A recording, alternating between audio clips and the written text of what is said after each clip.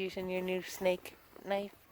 Yeah, tiger stripe. It looks like a snake, not a Tiger tiger. stripe. Looking like a snake to me. Tiger stripe. What you doing?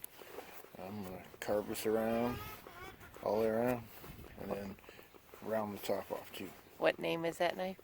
It's a Buck Bones. Buck Bones. 870 bones. 870 bones. 870 bones.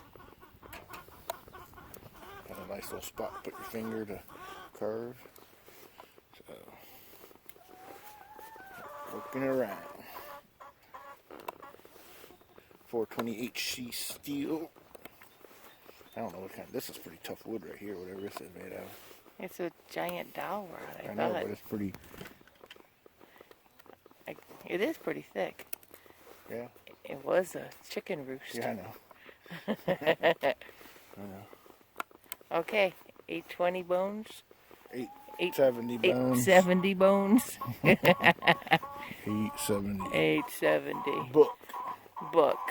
Looking like a snake to me. Tiger stripe. Tiger stripe.